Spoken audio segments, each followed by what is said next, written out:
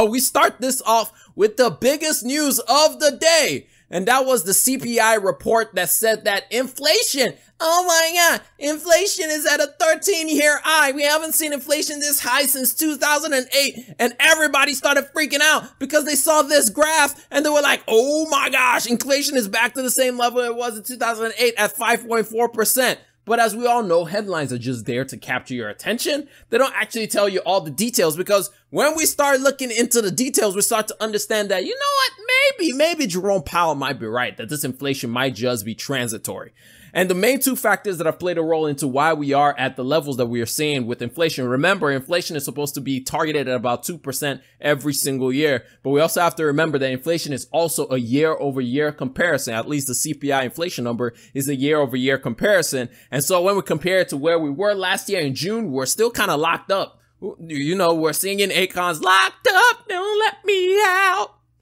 Won't let me out, I'm locked up." Anyway, but you know, we're all still at home. We're all still taking all the massive precautions to make sure that we weren't spreading the virus and all that good stuff. So prices of a lot of stuff kind of cratered a major bit. Like, well, not a major bit. They cratered a huge ton last year. So now that everybody is starting to rush outside and do all the things that they've wanted to do for so long because they've been stuck at home, they've wanted to travel, we have a lot of dollars in our pockets, so everybody is just going up and all over the thing. And we'll talk a little bit more about the dollars in the pockets part as well, because guess what? It's that time of the season again. It's earnings season, so you know your boy can't sleep anymore because he has to listen to earnings calls and all that good stuff because he has to be a good investor. Oh man, I really need to get rid of it. Anyway, we'll talk about that in another podcast.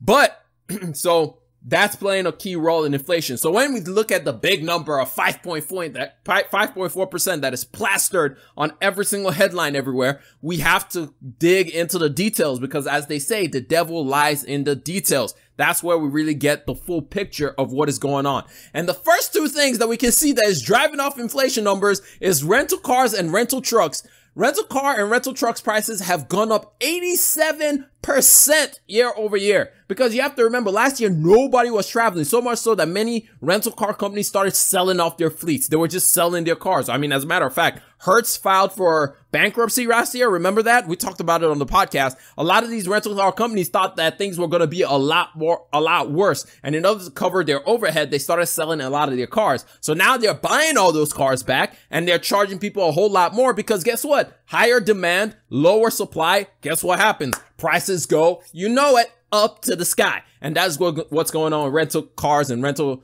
trucks. The same thing, because of rental cars and rental trucks, they're having to go out and buy a lot more used vehicles, because as we all know, right now, new vehicles are stuck because of the global chip supply shortage that we have right now, which means that they're buying up all the used vehicles and driving those prices up as well, because a rental company can just show up and be like, yo, I'll buy your car for $5,000 over asking. I just need it as fast as possible. I need it as soon as possible so I can rent it out to somebody else so I can keep making money. Which means that used cars and trucks have increased so much so they're almost at 50% year over year. Used cars are up 45% in price year over year. Now I'm regretting not still having my Honda Civic, man. Like, for real, that's like the greatest inflation hedge right now. Just have an old vehicle that you want to sell, because it's no longer a depreciating asset to have a used vehicle. You can literally sell your used car right now for more than you paid for it, because people are really trying to buy cars a lot right now. So,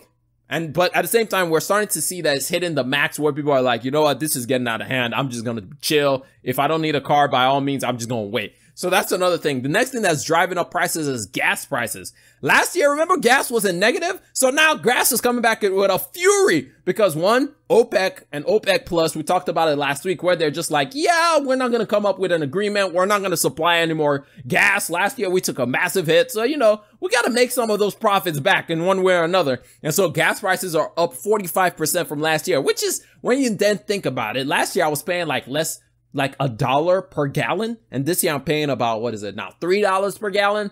So yeah, it has shot up a good bit. However, that's due to the fact that we went through the pandemic. Gas prices cratered. I mean, they went negative last year. And so we're seeing a lot of those. Airfare is another thing that's I can't talk.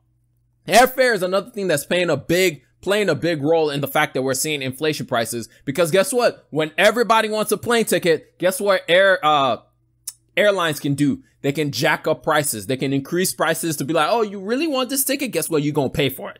And so that's also happening as well. When we start looking at things like milk is up about 5.6% year over year. New cars are not really moving that much because apparently we have sticker shock. So new car prices are about the same level that they were last year.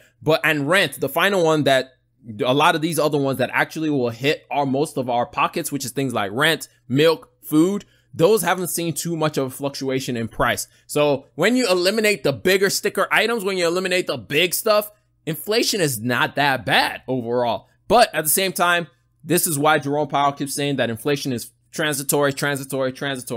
But at the same time, my question is, what does he mean by transitory? Does it mean that transitory in the fact that prices are going to come back to earth? I see that happening with rental car prices and used car truck prices, because when people stop traveling like they're traveling right now, rents are going to be like, all right, let's bring this rental car prices back down. Used cars are not going to be flying off the shelf like that anymore, and they're going to have to come back to earth, especially when people start comparing prices between new and used cars when chips are available again. And people are like, why am I going to pay $50,000 for a 2019 truck when I can buy a new truck for $50,000? That doesn't make any sense. I'm not buying that. And all those will start to stabilize. But the question I have is, like, for other things, which we're seeing shrinkflation. We've talked about it on the podcast before, where toilet paper is a little bit smaller. You have a little less in your package. Popcorn bags that you buy has a little bit more air. Your chips that you buy has just a little bit more air, and you're paying the same price for less of the amount. Are we going to see that revert? No, I don't see that reverting anytime at all. I think these companies are just going to take it as, oh, this is now the profit that we're going to be making from here on